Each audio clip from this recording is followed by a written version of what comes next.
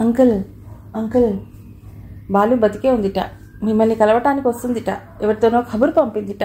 షఫాలి కంఠం ఆ క్షణంలో అనూహ్యమైన అద్భుతమైన విషయం తెలిసినట్లుగా ఆనందంతోనూ తత్రపాటుతోనూ కంపించిపోతోంది. బాలసరస్వతి ఆ పేరు వినగానే తిరుమలరావు ముఖంలో రంగులు మారినాయి. ఒక్క నిమిషం పిడుగుపాటు చెందిన వ్యక్తిలా విమూఢిలా చూశాడు. ఆ తర్వాత ఆయన కళ్ళల్లో ఆదుర్ద భయం వేగంగా తోసుకొచ్చాయి.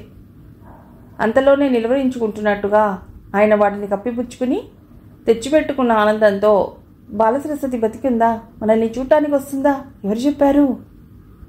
ఇదిగో ఇతనే అని అనిరుద్ధిని చూపించింది. ఆయన అతడి వైపు నువ్వా అన్నట్లు చూశాడు.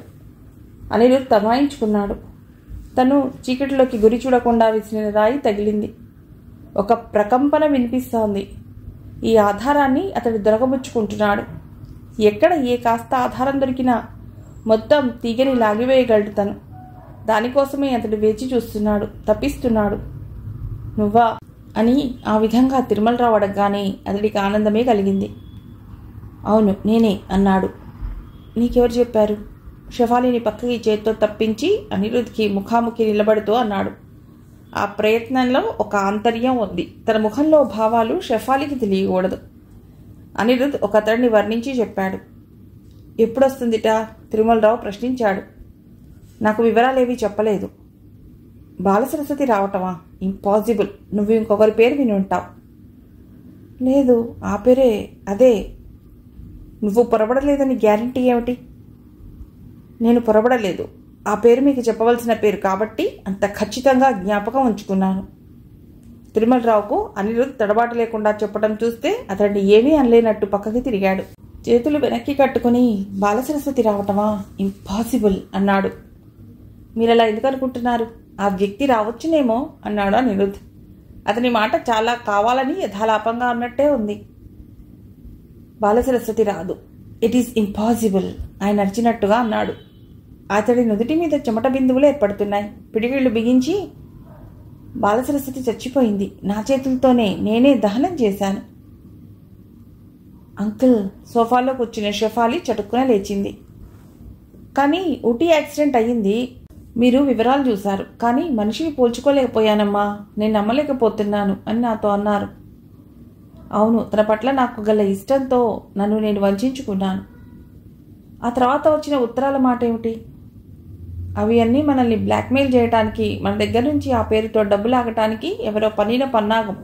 బాలసరస్వతి బతికే ఉంటే నిన్ను వదిలి ఒక్క క్షణం ఉండగలదా అమ్మా? నువ్వెంత పిచ్చిదానివి. ఆయన వచ్చి షఫాలిని దగ్గరకు తీసుకున్నాడు. అంకుల్ అయితే బాలసరస్వతి ఇది ఇంకెవరో ఆడుతున్న నాటకం. షఫాలి ఆయన్ని వదిలి ఒక అడుగు వెనక్కి వేసి దూరంగా నిలబడింది. అంకుల్ నేను నమ్మను. ఆ రోజు వచ్చిన ఉత్తరం ఆమె స్వయంగా వ్రాసినదే. అది ఆమె దస్తూరియే అని పోలీస్ డిపార్ట్మెంట్లో చూపించి విశాల డాడీ చెప్పలేదు. పిచ్చి షెఫు, నువ్వు బాలసరస్వతి గురించి ఆదుర్దా పడుతుంటే నీకు అలా అయితే మనశ్శాంతిగా ఉంటుందని నేనే ఆయన చేత అలా చెప్పించాను. అంకుల్ విభ్రమంగా చూసింది షఫాలి. నా ఆలోచనలన్నీ నీ మంచి కోసమే. నేనేది చేసినా నీ సుఖం కోసమే. నేను బాధ పెడితే క్షమించమ్మా. నీకంటే పెద్దవాడిగా, జీవితాన్ని కాచి వడబోసిన అనుభవజ్ఞుడిగా ఒక్కోసారి నీకు బాధ కలిగించే పనులు నేను చేయవలసి వస్తుంది. ఇది కూడా అంతే. బాలసరస్వతి యాక్సిడెంట్లో చచ్చిపోయింది. నేను గుర్తుపట్టాను. కానీ ఆ భయంకరమైన సత్యం నీకు తెలిస్తే నువ్వు భరించలేవు. ఆ బాధతో నువ్వేదైనా అఘాయిత్యం చేస్తావని అలా చెప్పాను. రోజులు గడిస్తే నీకు మెల్లిగా బాలసరస్వతి ఎడబాటు అలవాటు అవుతుంది అనుకున్నాను. అంకుల్ షఫాలి ఆయనకి దూరంగా వెళ్ళింది. ఆ కళ్ళల్లో నమ్మలేని భయం, భరించరానంత దిగులు స్పష్టంగా కనిపిస్తున్నాయి. అంకుల్ నన్ను ఎందుకు ఇలా మోసం చేశారు? మీరేగా ఈ యాక్సిడెంట్లో ఏదో మోసం ఉండి బాగా కనిపించలేదన్నారు. చెప్పానుగా అదంతా అబద్ధమే. నీకోసం ఆడిన అబద్ధమే. అయితే బాలసరస్వతి చచ్చిపోయిందమ్మా. అది ఇప్పుడు నేను చెప్పేవాడిని కాదు. కానీ నేనంటే గిట్టని వాళ్ళు ఇదొక ఆయుధంలా మన మీద ప్రయోగిస్తున్నారు. షఫాలి అక్కడ సోఫాలో కూర్చుని ఎడవసాగింది. ఆయన వచ్చి మీద చేయి వేసి, లేమ్మా మనం ముంబై పెడతాంగా, అక్కడ షాప్లో కొత్త ముత్యాల నగలు వచ్చాయని రోషన్లాల్ ఫోన్ చేశాడు. షఫాలి ఆయన చేతిని ఒక్క విదిలింపుతో అవతలికి తోసింది. ఛీ నాకేం వద్దు, నేనెక్కడికి రాను. అలా అనకు, మా తల్లిగా. నేను రాను నాకేంతో సంతోషం లేదు. షెఫాలి సోఫా నుంచి ఒక్కసారి లేచి తన గదిలోకి పరిగెత్తి తలుపు దబాలన మూసేసుకుంది. తిరుమలరావు వెనకే పరిగెత్తాడు. రెప్పపాటలో తప్పిపోయింది. ఆయన గుమ్మం దగ్గరికి వెళ్ళేసరికి షెఫాలి తలుపు మూసేసుకుంది. షెఫీ షెఫీ పిలిచాడు. షెఫాలి పలకలేదు. ఆయన నిస్సహాయంగా చూశాడు. ఓకే, నువ్వు నాతో ఊరు రావద్దు, సరేనా? బాలసరస్వతి వస్తుందన్న నమ్మకం ఉంటే ఇక్కడే ఉండు, నీకే తెలుస్తుంది. ఆవిడ వస్తే నీ మాట నిజం, రాకపోతే నా మాట నిజం, సరేనా? ఆయన గట్టిగా అన్నిటి తిరిగాడు. ఆయన మొహంలో సహజ గాంభీర్యత్వం ఎగిరిపోయింది. ఉచ్ఛ్వాస నిశ్వాసలతో ఆయన పొట్ట ఎగిరెగిరి పడుతోంది. ఆయన మొహం చాలా ఆదుర్దాగా, నిస్సహాయంగా, ఒక మామూలు మనిషి ఏమీ చేయలేని స్థితిలో ఉన్నట్లు ఉంది. ఈ పరిస్థితి ఏదీ ఆయన చేతిలో లేదు. ఆయన కంట్రోల్ చేయలేకపోతున్నాడు. అనిరుద్ అక్కడున్న తలుపుకి భుజం ఆనించి చేతులు కట్టుకుని నిలబడి ఆయన వంకే చూస్తున్నాడు. తిరుమలరావుని చూస్తుంటే అతడికి మరీ సరదాగా ఉంది. ఇలాంటివి 100 సంఘటనలు జరిగి ఆయనకి వెర్రెక్కినట్లు ప్రవర్తిస్తే చూడాలని మరీ కోరికగా ఉంది. తిరుమలరావు ఒక్క నిమిషం కళ్ళు మూసుకుని గట్టిగా గాలి పీల్చి వదిలాడు. మరుక్షణంలో ఆయన ముఖం మామూలుగా అయింది. ఆయన కళ్ళు తెరిచేసరికి ఆయన చూపు ఎదురుగా తలుపుకి భుజం మానించి చేతులు కట్టుకుని నిలబడిన అనిరుద్ మీద పడింది. ఆయన కనుబొమ్మలు ముడిపడినాయి. పిడికిళ్ళు బిగించి చూస్తూ, ఈసారి ఎవరైనా నా కోసం వస్తే నాకే చెప్పు, ఏదేదో చెప్పి షెఫాలిని కంగారు పెట్టకు అన్నాడు. ఎస్ సార్, అనిరుద్ అంగీకరించినట్లు చెప్పాడు. కాస్త ఆగి తెచ్చిపెట్టుకున్న అణుకువతో, నేను అనాలోచితంగా చెప్పిన ఈ మాట ఇంత గొడవకి దారితీస్తుందని అనుకోలేదు అన్నాడు. వెళ్ళి బ్రీఫ్ కేస్ సర్దుకుంటున్న ఆయన అనిరుద్ అతి వినయంగా అన్న ఈ మాటకి తలెత్తి చూశాడు. ఆ కళ్ళల్లో ఆనందం కనిపించింది. Anirudh, I want you to like this. నా గురించి ఆలోచిస్తున్నట్టుగా, నాకు ఇబ్బంది అవుతుందేమోనని ఆలోచిస్తున్నట్టుగా, ఈ విధంగానే నువ్వు నాకు కావాలి. అనిరుద్ ముఖం సీరియస్గా అయింది. మనం కావాలి అనుకున్నంత మాత్రాన ఏదీ అవ్వదు సార్. అతడు వెనక్కి తిరిగి వెళ్ళబోయాడు. అనిరుద్ వెనక నుంచి ఆయన కేక పెట్టి పిలిచాడు. అనిరుద్ ఆగాడు. సార్, ఇటు తిరగకుండానే అడిగాడు. నేను బొంబాయి ఎడుతున్నాను, షెఫాలి రానని అంటోంది. నేను వచ్చే వరకు కాస్త కనిపెట్టి చూడు. అనిరుద్ ఒక క్షణం ఆగాడు. తర్వాత అన్నాడు, షెఫాలి మంచి చెడులు ఇంకొకరు చూడవలసినంత చిన్నపిల్ల కాదు. అనుభవహీనురాలు, తెలివి తక్కువది కాదు. తన సంగతి తనకి బాగా తెలుసు. నా మీద మీరు ఎలాంటి బాధ్యతలు పెట్టవద్దు. ఎందుకంటే మీరు కోరిన విధంగా నేనేం చెయ్యను. ఈ విషయం నాకంటే మీకే బాగా తెలుసు అనేసి అక్కడి నుంచి వెళ్ళిపోయాడు. తిరుమలరావు మొహం చిరునవ్వుతో విప్పారింది. ఆయన కోరుకున్నది కూడా అదే. అనిరుద్ షెఫాలిని కనిపెట్టుకుని ఉండు అని చెప్తే షెఫాలి ఛాయలకు కూడా రాడు. అవును, నిజమే. తనేం చెప్పినా దానికి పూర్తిగా వ్యతిరేకంగా చేస్తాడు. ఆ సంగతి అతడికంటే తనకే బాగా తెలుసు. అతడు బ్రీఫ్ కేస్ సర్దుకున్నాడు. షెఫాలి తలుపు తడుతూ, షెఫాలి, నేను ఎడుతున్నాను. తాళం చెవులు ఇక్కడ వదిలాను. నీకు కావలసిన డబ్బు వాడుకో. నేను బాంబే చేరగానే ఫోన్ చేస్తాను అనేసి వెళ్ళిపోయాడు. ఆయన కిందికి దిగొచ్చాడు.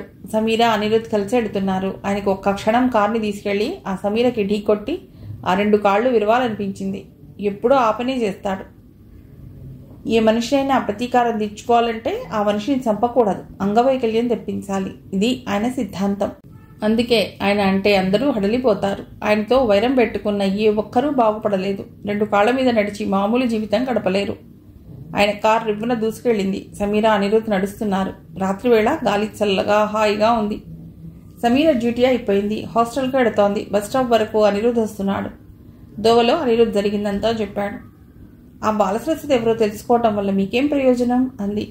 అనిరుద్ 2 చేతుల్ని వేగంగా రాస్తూ, కత్తితోనే ఎదుర్కోవాలి. బ్లాక్మెయిలర్ నోరు మూయించాలంటే మనం వాడి జీవితంలో లొసుగుని కనిపెట్టి వాడిని బ్లాక్మెయిల్ చేసి వాడి ఆట కట్టించాలి. మిమ్మల్ని ఆయనేం బ్లాక్మెయిల్ చేశాడు అడిగింది సమీర. ఇద్దరి మధ్య ఎంత వయస్సు భేదం! ఇద్దరికీ దేనిలో సాటి, వెటిలో పోటీ. అనిరుద్ ఆగాడు. నన్ను కాదు, నా జీవితంలో ఒకరు బ్లాక్మెయిల్ చేయవలసిన విషయాలేం లేవు. నేను తల్లిదండ్రుల ముద్దుల బిడ్డని, మంచివాడిని. మీకు తెలియదేమో, నా కాలేజీలో బెస్ట్ బిహేవియర్ కండక్ట్ సర్టిఫికెట్ ఉంది. తెచ్చిపెట్టుకున్న కోపంతో అన్నాడు. మిమ్మల్ని కాదా, మరి ఇంకెవరిని ఆయన బ్లాక్మెయిల్ చేస్తున్నాడు? మా నాన్నని ఆయన బ్లాక్మెయిల్ చేస్తున్నాడు. మా నాన్న చిన్నతనంలో పెళ్ళైన కొత్తలో ఒక విషయం జరిగింది. అప్పుడు ఈయన ఆదుకున్నాడు. అది ఆయుధంగా ఇప్పుడు వాడుతున్నాడు. ఆ విషయం బయటకు వస్తే నాన్నకే కాదు, మా కుటుంబానికి అంతటికీ అగౌరవమే. అందరం మూకుమ్మడిగా ఆత్మహత్య చేసుకోవాల్సిందే తప్ప ఈ లోకం ఎదుట తలెత్తుకుని మళ్లీ గౌరవంగా తిరగలేం. సమీర విస్తుపోతున్నట్లుగా అతన్నే చూస్తోంది. ఇంతలో బస్సు వచ్చింది. మీరా, బస్సు వచ్చింది, మోచేతి మీద తాకుతూ అన్నాడు. సమీర బస్సు ఎక్కింది. ఇంకా సమీరకి ఆశ్చర్యంగానే ఉంది. అనిరుద్, తేజీశ్వర్ సింగ్ బ్లూ స్టార్ రెస్టారెంట్లో కూర్చుని భోజనం చేస్తున్నారు. తేజీశ్వర్ సింగ్ చెప్తున్నాడు, బాలసరస్వతి నాకెందుకు తెలీదు? చాలా బాగా తెలుసు. Very nice lady. వెళ్ళినవాడు ఎంతటి దుర్మార్గుడైనా సరే ముందు వాడికి ఆకలిగా ఉందేమో కనుక్కుని భోజనం పెట్టి కానీ వదిలేది కాదు. అసలు బాలసరస్వతి వీళ్ళకేమవుతుంది? బంధువా? అనిరుద్ ఆత్రంగా అడిగాడు. కాదు, షఫాలిని చిన్నప్పటి నుంచి పెంచి పెద్ద చేసిన ఆయా. ఆయా? అవును, షఫాలికి ఆవిడంటే ప్రాణం. తిరుమలరావుకి ఆ బాలసరస్వతి అమాయకత్వం, అందరినీ మంచిగా చూసే ఆ స్వభావం గిట్టేది కాదు. ఎప్పుడూ తిడుతుండేవాడు. ఆవిడెప్పుడైనా ఆయన ముందుకొస్తే నాకు కనిపించకుండా లోపలికి పో అని అరిచేవాడు. ఆవిడెలా ఉండేది? శరీర ఛాయ తెలిపే, పొట్టిగా సన్నగా ఉండేది. మొహానికి ఎప్పుడూ తల మీద నుండి సగం మొహం కప్పేలా పవిట కొంగులు ఆక్కునేది. మొదట నాకు అర్థం కాలేదు. తర్వాత ఒకరోజు ఆవిడెందుకలా పవిట కొంగు వేసుకుంటుందో అర్థమైంది. My God! తేజేశ్వర్ సింగ్ భయంగా మొహం పెట్టి భుజాలు ఉలిక్కిపాటుగా కదిపాడు. ఎందుకు? ఆమె మొహం మీద ఎవరో యాసిడ్ పోశారు. వికృతంగా నుదుటి మీద కాళ్ళ మచ్చలున్నాయి. ఐసి అనిరుద్ నిరుత్సాహంగా అన్నాడు. ఆవిడ అందచందాల గురించి అతడికి అవసరం లేదు. ఆవిడకి తిరుమలరావుకి ఉన్న సంబంధ బాంధవ్యాలేమిటో కావాలి. తేజేశ్వర్ సింగ్ ఆహారాలేవి చెప్పటం లేదు. అనిరుద్ అతడు చెప్తుంటే భోజనం చేస్తూ ఊగొడుతూ వింటున్నాడు. ఆవిడ 6 ఏళ్ల క్రితం ఊటీలో యాక్సిడెంట్లో చచ్చిపోయింది. షఫాలి కలకత్తా ఫ్రెండ్ పెళ్లికి వెళ్ళింది. అక్కడి నుంచి ఊటీ రావాలని ప్రయత్నం. ఈవిడ ముందే వెళ్ళింది. తిరుమలరావే వెళ్ళి ఆ దహనకాండ చేసి వచ్చాడు. అనిరుద్కి చాలా నిరుత్సాహంగా అనిపించింది. చాలా ఆశని రేకెత్తించిన బాలసరస్వతి ఉపోద్ఘాతం చప్పగా చల్లారి ఊరుకుంది. తేజేశ్వర్ సింగ్తో కలిసి చేసిన భోజనం కూడా డబ్బుదండగా అనిపించింది. అతడు హోటల్కి తిరిగి వచ్చాడు. అప్పటికి రాత్రి 10:30 కావస్తోంది. అతడికి అప్పుడే గదికి వెళ్లబుద్ధి కాలేదు. ఈ చీకట్లో ప్రయాణం ఎన్నాళ్ళిలా తను తిరుమలరావుకి బందీగా ఉండిపోవటం? అతడికి వల్లో చిక్కిన బలమైన జంతువులా నిస్సహాయంగా తన్నుకుంటున్నట్టుగా ఉంది. అనిరుద్ మెట్లెక్కి హోటల్ పైన ఉన్న టెర్రస్ మీదకి వచ్చాడు. అక్కడ ఒక చోట లీలగా ఎవరో కనిపించారు. అతడు ఒక్క క్షణం వెనక్కి తిరిగి వెళ్ళిపోదామా అనుకున్నాడు. కానీ మస్క వెన్నెల్లో లీలగా కనిపిస్తున్న ఆకారం, పాదాల వరకు జీరాడే తెల్లటి నైట్ గౌన్, గాలికెగురుతూ భుజాల వరకు ఉన్న జుట్టు, ఆ ఆకృతి షఫాలి అనిపించింది. కుడివైపున దూరంగా పొంచి ఉన్న పిల్లిలా తిరుమలరావు బాడీగార్డ్ ఉన్నాడు. షఫాలి, సందేహం లేదు. అనిరుద్ వెనక్కి తిరిగి వెళ్ళిపోదామా అనుకున్నవాడల్లా ఆగాడు. అతడి పాదాలు తెలియకుండానే షఫాలి దగ్గరకు నడిచాయి. షఫాలి పిట్టగోడకి ఆనుకుని మోచేతి మీద తల ఆనుంచుకుని ఏడుస్తోంది.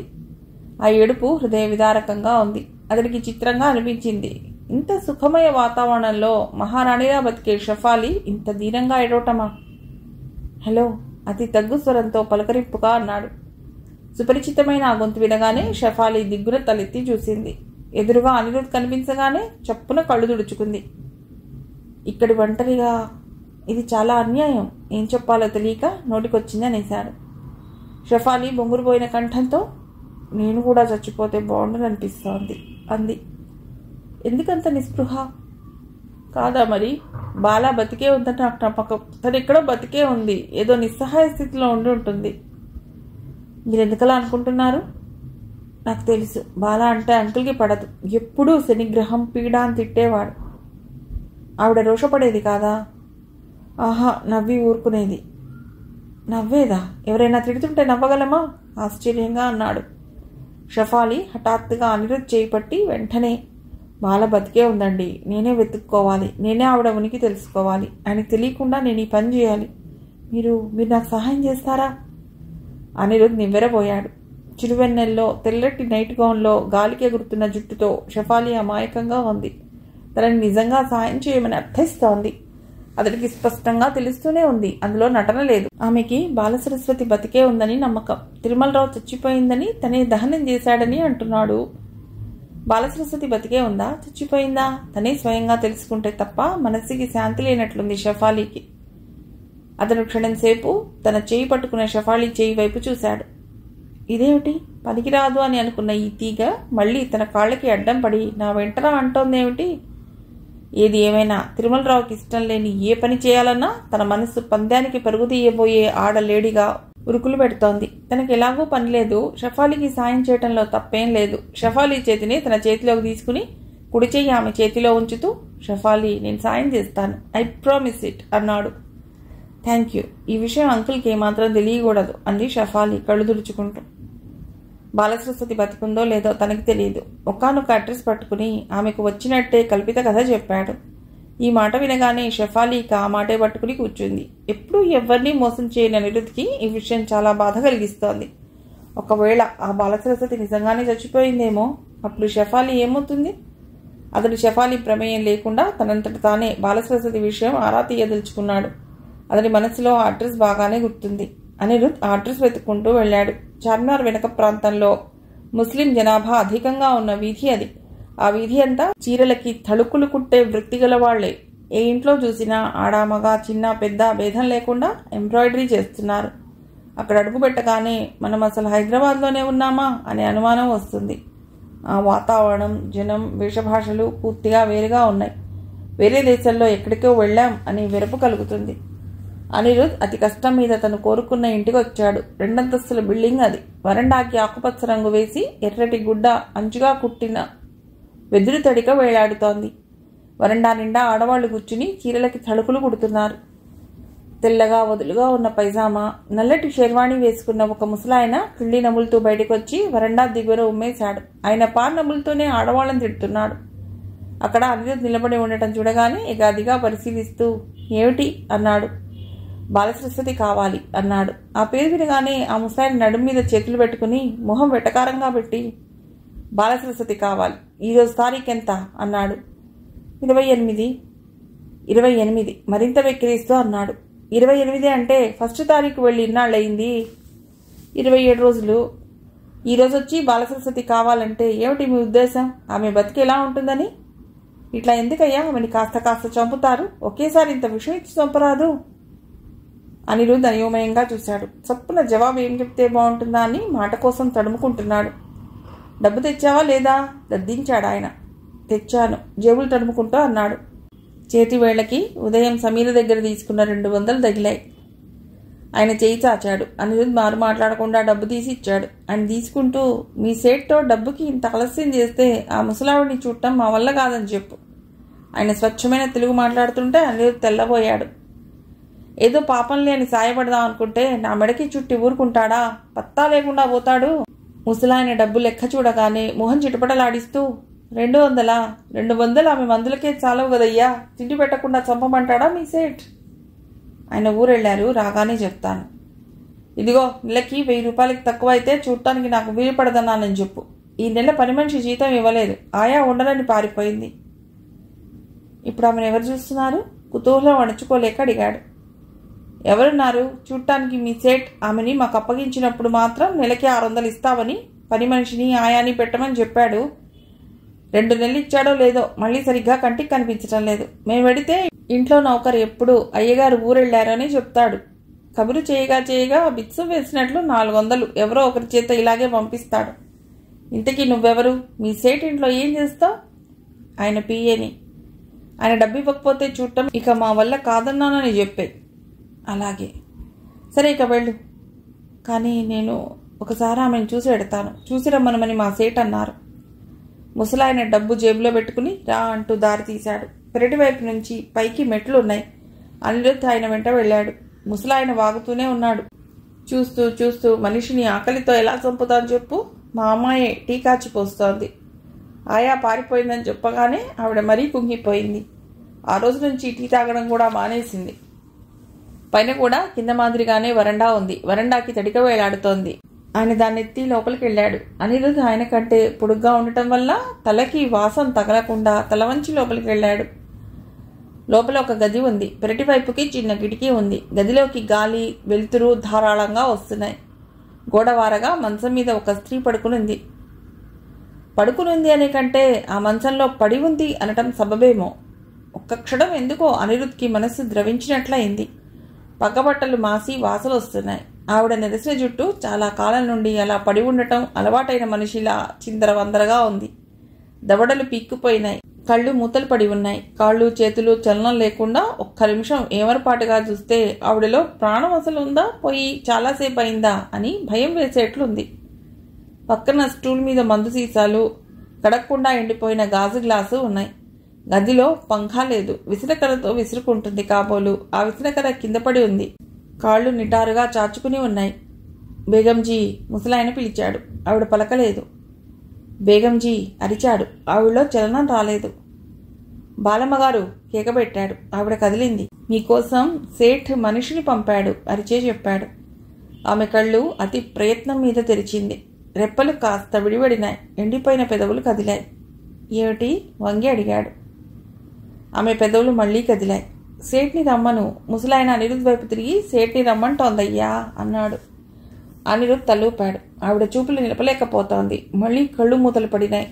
ఆ ప్రాణి ఇహలోకంలో జరిగేదేదీ పట్టించుకునే శక్తి లేనట్లుగా కొన ఊపిరి ఆ శరీరాన్ని అంటిపెట్టుకుని ఉందని తెలుస్తూనే ఉంది. అంత జీవోత్సవంలో ఉన్న ఆమె మొహంలో ఏదో కళ. ఒకప్పటి అందచందాల భావాలు ఆ మొహంలో స్పష్టంగా కనిపిస్తున్నాయి. ఈవిడ ఈ పరిస్థితికి తిరుమలరావుకి సంబంధం ఏమిటి? చూశారుగా, ఇది వరస అన్నాడు ఆయన. ఆయా ఎందుకు పారిపోయింది అడిగాడా అనిరుద్. అదొక గజ్జెల గుర్రం. వచ్చి 4 రోజుల్లోపనే మాకు తలుపులు తెచ్చే కుర్రవాడితో లేచిపోయింది. అది ఉన్నా దండగే, అస్సలు చూసేది కాదు. ఆమెనెవరు పంపారు? నేనే చూశాను. తెలిసిన బీదపిల్ల కదా అని ఆశపడి జీతానికి నేనే కుదిర్చాను. ఇంకెవరు దొరకలేదా? ఎవరొస్తారు? ఎవరిని అడిగినా 200కి తక్కువ రామంటున్నారు.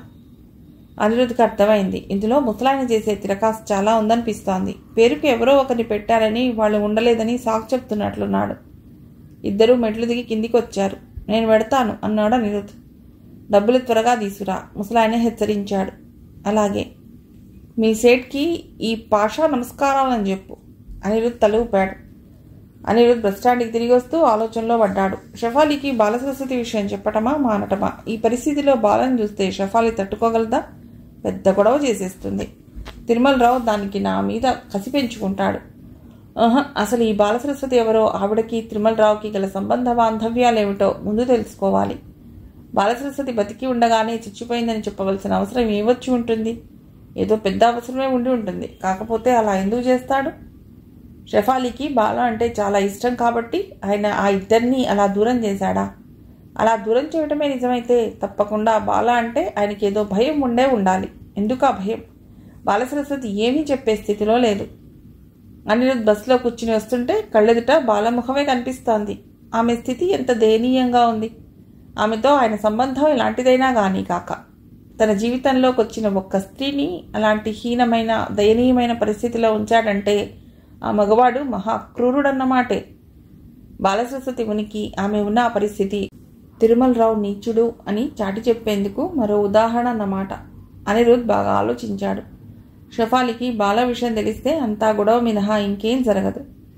బాలసరస్వతి కోలుకునేలా చూడాలి. ఆమెని ఎవరో ఒకరు కనిపెట్టి ఉండాలి. ఆమెని ఆరోగ్యవతిగా చేస్తే ఆమె ద్వారా తప్పక కొన్ని విషయాలు తెలుస్తాయి.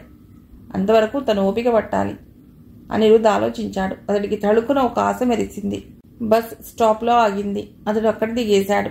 మర్నాడు సాయంత్రం అనిరుద్ సమీరాని వెంటబెట్టుకుని పాషా ఇంటికి వచ్చాడు. పాషా అతని వెంటనున్న సమీరని మార్చి మార్చి ప్రశ్నార్థకంగా చూశాడు. అనిరుద్ జేబులో నుంచి 1000 రూపాయలు తీసి పాషా చేతిలో పెడుతూ, నేను సేట్తో మాట్లాడాను, మీకు ఈ డబ్బు ఇమ్మన్నారు, ఇదిగో ఆయాని పంపించారు అన్నాడు సమీరని చూపిస్తూ. సమీర తెల్లటి సాదా వాయిల్ చీర కట్టుకుంది. జుట్టు జడగా కాకుండా మళ్ళీ తిప్పి మెడ మీద ముడివేసుకుంది. ఎవరైనా సమీరని ఆ క్షణంలో చూస్తే ఎవరో దేశ సేవిక అనుకుంటారు. ఇక నుంచి నెల నెల తప్పక పంపిస్తానని చెప్పారు అన్నాడు అనిరుద్. పాషా ఇంకేం మాట్లాడలేకపోయాడు. మరి ఈమెకు జీతం? సందేహంగా చూశాడు. వేరే ఇస్తామని చెప్పమన్నారు. ఈ మాట వినగానే అతని మొహంలో శాంతం కనిపించింది. ఆనందంగా, రండమ్మా రండి, ఇక్కడ మీకేమీ ఇబ్బంది ఉండదు. నేను మీ తండ్రి లాంటి వాడిని. నాకు కూతుళ్ళు ఉన్నారు, వాళ్ళు మీకు స్నేహంగా ఉంటారు అన్నాడు. సమీర అనిరుద్ పైకెళ్లారు. పాషా మంచిళ్ళ కూజాని పంపిస్తానని కిందికి వచ్చాడు. సమీర, భయం లేదుగా, ఉండగలవుగా? చూస్తాను అంది. ఆ కళ్ళల్లో భయం బెరుకు కనిపిస్తూనే ఉన్నాయి. నేను రోజూ వస్తాను, ధైర్యం చెప్తున్నట్లుగా అన్నాడు. సమీర తలూపింది. నిన్న సాయంత్రం అనిరుద్ వచ్చాడు. సమీర హోటల్కి వెళ్ళటానికి తయారై బ్యాగ్ తీసుకుని బయలుదేరింది. నేను నీతో మాట్లాడాలి నాతోరా అని తీసుకెళ్లాడు. ఇద్దరూ పబ్లిక్ గార్డెన్లో ఉన్న బెంచ్ మీద కూర్చుని మాట్లాడుకుంటున్నారు. నేనా? ఆయాగానా అంది సమీర ఆశ్చర్యంగా. అవును, నువ్వు నాకు సాయం చేసి పెట్టాలి, ప్లీజ్, కాదనకు. నా ఉద్దేశం ఏమిటంటే బాలసరస్వతి ద్వారా నాకు ఏదో ఒక ఆయుపట్టు దొరుకుతుందని. సమీరా, ప్లీజ్, కాదనవద్దు, నాకు ఇంకేం చెప్పొద్దు. సమీర మౌనంగా ఉండిపోయింది. ఏమంటావు? అంగీకారమేగా? సమీర సరేనన్నట్టు తలూపింది. అతడికి సాయం చేయటం కోసం తను సిద్ధమే, కానీ ఎక్కడా ఎవరికీ ఆయాగా. సమీర ఆ అనుమానాలు పక్కకు తీసేసింది. సాయం చేయదలుచుకున్నప్పుడు ఇక ఆ సందేహం దేనికి? నియమాలేమిటి? సమీర ఒప్పుకోగానే అనిరుద్ మనస్సు తేలికపడింది. సమీర చెయ్యి తన చేతిలోకి తీసుకుని, థ్యాంక్ యూ, నాకు తెలుసు నువ్వు నా మాట కాదనవని అన్నాడు. సమీరకి అతడి నమ్మకానికి సంతోషం కలిగింది, బాధ కూడా వేసింది. అతని మాట తను కాదనే అనలేదు. ఈ బలహీనత ఎప్పుడు తనలో ప్రవేశించిందో తెలియదు. అది తనని వశం చేసుకుంది. కానీ అనిరుద్ తను ఆడపిల్లనని, తనకి కొన్ని హద్దులున్నాయని మర్చిపోతున్నాడు. సమీర నిట్టూర్చింది. కానీ పరుగు పందెం మొదలైన తర్వాత మధ్యలో విరమించుకోవటం భావ్యం కాదు. ఇక్కడికొచ్చి ఈ వాతావరణం చూసేసరికి బెదురుగా అనిపించింది. తన శక్తికి మించిన పని చేస్తున్నానా అనుకోసాగింది. అనిరుద్ లేచాడు. నేను వెళ్ళి మందులు, గ్లూకోజ్ బత్తాయిలు కొందేస్తాను అన్నాడు. సమీర తల ఊపింది. అతడు వెళ్ళాడు. పాషా భార్య పైకి వచ్చింది. నువ్వు కొత్త అయ్యావిటి కదా, ఏదైనా కావలిస్తే మొహమాటం లేకుండా అడగమ్మా, నీకు ఇక్కడేం భయం లేదు అంది. వాళ్ళు రాజమండ్రి నుండి వచ్చిన ముస్లింలు, చక్కటి తెలుగు మాట్లాడుతున్నారు. నాకు ఇస్త్రీ దుప్పట్లు కావాలండి అంది. అలాగే, ఆ చేత్తోనే ఒక చీపురు పంపండి. సరే. ఆవిడ వెళ్ళిపోయింది. 2 నిమిషాలకు ఆవిడ చిన్న కూతురు పరిగెత్తుకొచ్చి సమీర అడిగినవి ఇచ్చింది. అరగంట తర్వాత అనిరుద్ తిరిగి వచ్చాడు. బత్తాయిలు, గ్లూకోజ్ ప్యాకెట్ అక్కడ టేబుల్ మీద పెడుతున్న అతడు ఆశ్చర్యపోయాడు. ఆ గదంతా మారిపోయింది. ఇస్త్రీ పక్క వేసి ఉంది. ద్రిళ్ళు సర్ది ఉన్నాయి. ఆవిడకి సమీర వెంట తెచ్చుకున్న చీర కట్టింది. ఇస్త్రీ దుప్పటిగా అప్పింది. గదంతా ఊడ్చి ఎక్కడ ఉండవలసిన సామాన్ అక్కడ సర్ది ఉంది. గోడవారగా ఆవిడ కొలిచే దేవుడి ఫోటో ముందు అగరత్తులు వెలిగించింది. వాటి వాసనతో ఆ గది సువాసనమయంగా ఉంది. అక్కడంతా అరగంట క్రితం నుండి ఉన్న అపరిశుభ్రత మాయమైంది. గది నీట్గా, హాయిగా ఉంది. అతడు సంభ్రమంగా సమీర వైపు చూశాడు. సమీర మంచం మీద కూర్చుని ఆవిడని ఒడిలోకి తీసుకుని బలవంతంగా మందు తాగిస్తోంది. వద్దు వద్దు, ఆవిడ గొంతు నూతిలోంచి వచ్చిన గొంతులా హీనస్వరంతో ఉంది. సమీర ఆవిడ పెదాలు తుడిచి ఆవిడ మెల్లిగా వెనక్కి వాల్చి పడుకోబెట్టింది. నుదుటి మీద నుంచి చెంప మీదికి ఆవిడ మొహం మీద భయంకరమైన కాలిన మచ్చ ఉంది. అనిరుద్ ఆవిడనే చూస్తున్నాడు. ఆ క్షణంలో అతడికి ఆవిడ చాలా ప్రాణప్రదంగా అనిపించింది. ఎందుకంటే ఈవిడ మూలంగానే తనకి విముక్తి దొరకాలి. తిరుమలరావు వీక్ పాయింట్ అతడి చేతికి అందింది. దీన్ని ఒక పగ్గంగా విసిరి ఆయన మెడకి ఉచ్చు తగిలించాలి. ఇంతలో సమీర అతడికి టీ తెచ్చి ఇచ్చింది. ఇదెక్కడిది ఆశ్చర్యంగా అడిగాడు. ఇంటివారిని అడిగాను. ఎలాగూ హార్లిక్స్ కలపటానికి కావాలిగా, నేను మాటి మాటికి కిందకి వెళ్లే కంటే ఒక స్టవ్ ఇక్కడ ఉంటే నయం కదా అని. టీ నిజంగా చాలా అద్భుతంగా ఉంది. కానీ ఆ క్షణాన అతడికి సమీరని ప్రశంసించాలని అనిపించలేదు. థ్యాంక్ యూ అని కూడా అనలేదు. ఎందుకంటే సమీర తనలో భాగంగా అనిపిస్తోంది. తనను తాను ఎవ్వరూ ప్రశంసించుకోరు కదా. మర్నాడు అనిరుద్ హోటల్ రూమ్ నుండి బయటకు వస్తున్నాడు. ఎదురుగా ప్రతిభ, మురళి కారు నుండి దిగి వస్తూ కనిపించారు. ప్రతిభ అనిరుద్ని చూడగానే మొహం తిప్పేసేటో చూడసాగింది. మురళి అలా చేయలేకపోయాడు. హలో అంటూ అనిరుద్ని పలుకరించాడు. హలో అన్నాడు అనిరుద్ ముక్తసరిగా. నీకో శుభవార్త, విని సహించగలవా? గుండె ఆగిపోదుగా. ఏమిటది? నిరాసక్తిగా అడిగాడు. నేను ప్రతిభ పెళ్లి చేసుకుంటున్నా. నాకు పిట్స్బర్గ్లో జాబ్ వచ్చింది. మేమిద్దరం వచ్చే నెల అమెరికా పెడుతున్నాం. I see, heartiest congratulations. Anirudh చేయి చాచి కరచాలనం చేశాడు. ప్రతిభ చిరచిరలాడుతున్న మొహంతో చూస్తూ, మురళి, నీతో ఇదే గొడవ. కనిపించిన అడ్డమైన వాళ్లతో సోది పెడతాం. నో హనీ, ఇతడు నా ఫ్రెండ్ కదూ. మురళి భార్యతో కలిసి వెళ్ళిపోయాడు. అనిరుద్ యువతలికి వచ్చాడు. బజార్లో నడుస్తుంటే ఎంత వద్దన్నా అతడి మనసు ఆశాభంగం అనే చేదురుచిని అనుభవిస్తోంది. ప్రతిభ, మురళి, అవును, వారిద్దరే సరైన జోడి. కానీ తనకి ఈ ప్రమాదం రాకుండా ఉంటే, తన వారికి తాను దూరం కాకుండా ఉంటే. ప్రతిభ నలుసంతైనా తనని గురించి ఆలోచించలేదు. కాస్త కూడా తనకి సాయపడాలని అనుకోలేదు. రవ్వంత కూడా ఓర్మితో వేచి చూడలేదు. తనని పనికిరాని వాడిలా జీవితంలోంచి తీసి అవతల పారేసింది. ఆడవాళ్ళ నైజమే ఇదా? వారికి కావాల్సింది సుఖం, డబ్బు, కీర్తి, ఇవేనా? మగవాడి మనసు అవసరం లేదా? ఏమో. అనిరుద్ భుజాలు కుదించాడు. తను దురదృష్టవంతుడని ఎందుకు అనుకోవాలి? ఈ అవాంతరం రావటం తన అదృష్టమే. ప్రతిభ అసలు స్వరూపం బయటపడింది. పెళ్ళైన తర్వాత కట్టుకున్న భార్య మనస్సు వికృతం అని రుజువైతే ఇక మగాడి బతుకు ఎంత వేదనామయం. వాణ్ణి వదులుకోలేరు. జీవితాంతం చెరసాలవుతుంది. తనకి ప్రతిభ దూరం అవ్వలేదు. తనకి పడవలసిన శిక్ష ఏదో తప్పినట్టే ఉంది. షెఫాలి కారులోంచి దిగి అతని దగ్గరికి పరిగెత్తుకు వచ్చింది. అనిరుద్, ఎక్కడికి వెడుతున్నావు? 2 రోజుల నుంచి కనిపించడం లేదేమిటి? ఏం లేదు షెఫాలి, ఏం తోచక రోడ్లు పట్టుకుని తిరుగుతున్నాను. అంకుల్ ఫోన్ చేశారు, రేపు సాయంత్రం ప్లేన్లో వచ్చేస్తున్నారట. అతడు బులికిపాటుగా చూశాడు. అదేమిటి, ఇంకా 4 రోజుల వరకు రారని అన్నావుగా? ఏమో, 2 రోజుల క్రితం ఫోన్ అది. ఇప్పుడు ఇది. రా, హోటల్కి పోదాం. చెయ్యి పట్టుకు లాక్కెళ్ళింది. అతడు తిరస్కరించలేదు. వచ్చి కారులో కూర్చున్నాడు. కారు షఫాలి డ్రైవ్ చేస్తోంది. అనిరుద్, నీకు ఈ విషయం తెలుసా? ఏమిటది? సమీరా ఈ హోటల్లో రిసెప్షనిస్ట్గా జాబ్కి రిజైన్ చేసేసింది. అవునా? అతడు నిరాసక్తిగా అడిగాడు. She's a nice girl. ఎవరినైనా మంచి అబ్బాయిని చూసి పెళ్లి చేసుకోమని చెప్పాలి. మనకు తెలిసిన వాళ్లే రవి అని ఒక ఇంజనీర్ ఉన్నాడు, అతడికి చెప్పాను. అనిరుద్ చెవులకి షఫాలి మాటలు వినిపించటం లేదు. అతడి మనస్సు ఆరాట పడుతోంది. తిరుమలరావు వచ్చేస్తున్నాడు. బాలసరస్వతి దగ్గరికి తను వెళ్లినవైనని తెలుస్తుందే. పెద్ద ప్రమాదం ముంచుకొచ్చేస్తోంది. దాన్ని ఎలా ఎదుర్కోవాలి? ఎలా ఎలా? అతడి కణతలు అదురుతున్నాయి. అనిరుద్ గబాల్న ఓరవాకిలిగా వేసి ఉన్న తలుపు తెరిచి లోపలికొచ్చాడు. బాలసరస్వతి మంచం మీద నిద్రపోతోంది. సమీర పక్కనే కుర్చీలో కూర్చుని పుస్తకం చదువుకుంటోంది. తలుపు చప్పుడవగానే తలెత్తి చూసిన సమీర కుర్చీలో నుంచి లేస్తూ అరే అంటూ ఏదో అనబోయింది. 2 అంగల్లో అప్పటికే వచ్చేసిన అతడు చప్పున చేయి చాచి సమీర ఇంకేమీ అనకుండా నోరు మూసేశాడు. మరో చెయ్యి భుజం చుట్టూ వేసి పొదవి పట్టుకుని ఆ గదిలో నుండి ఇవతలికి తీసుకొచ్చాడు. ఇద్దరూ పెరటివైపు బాల్కనీలోకి వచ్చారు. సమీరా, నేను అర్జెంటు పని మీద వచ్చాను, తగ్గు స్వరంతో అన్నాడు. ఏమిటది? బాలసరస్వతిని మనం ఇక్కడి నుంచి ఇంకెక్కడికైనా తీసుకుపోవాలి. ఎందుకు? తిరుమలరావు వచ్చేస్తున్నాడు. సమీర నిటారుగా అయింది. ఎక్కడికెడతాం? అదే నాకు అర్థం కావటం లేదు. అతడు కణతలు నొక్కుకున్నాడు. కాస్త ఆగి, నాకు అర్జెంటుగా ఒక 1000 రూపాయలు కావాలి, ఎలాగా అని ఆలోచిస్తున్నాను అన్నాడు. సమీర బయట కనిపిస్తున్న చెట్ల శిఖరాగ్రాల వైపు చూడసాగింది. ఈ సమస్య తను తీర్చలేనిది. డబ్బు తన దగ్గర కానీ కూడా లేదు. ఈ విషయంలో అతడికి ఏమాత్రం సాయం చేయలేని నిస్సహాయరాలు తను. అతడు తలెత్తి చూశాడు. నాకు పిచ్చెక్కినట్లుగా ఉంది. చేతికి అందినదేదో జారిపోతున్నట్లుగా ఉంది. బాలసరస్వతిని మనం చేజార్చుకుంటే ఈ జన్మలో ఆయన్ని మనం ఇంకేం చేయలేం. నేను ఇలాగే పడి ఉండవలసి వస్తుంది. 1000 రూపాయలు దొరికితే ఏం చేయగలరు మీరు? ఇది డబ్బుతో తీరే సమస్య అనిపిస్తోంది సమీరకి. 1000 రూపాయల దగ్గరుంటే ముందెక్కడైనా ఇల్లు అద్దెకు తీసుకుంటా. బాలసరస్వతిని అక్కడ ఉంచేస్తా. అప్పుడు తిరుమలరావు చుట్టూ నా చేతికి చిక్కుతుంది. ఈవిడని ఇక్కడి నుంచి తీసుకువెళ్ళటం అంత సులభమా? ఆ పని చేయగలను. ఆవిడకి ఒంట్లో బాగాలేదని చెప్పి డాక్టర్ దగ్గరికి తీసుకువెడుతున్నానని తీసుకెడతాను. పాషా ఎలాగూ ఊర్లో లేడు. ఆయన ఉంటే కాస్త కష్టం అయ్యేది. ఆడవాళ్ళు అంతగా పట్టించుకోరు. పాషా చెప్పాడుగా నాకు.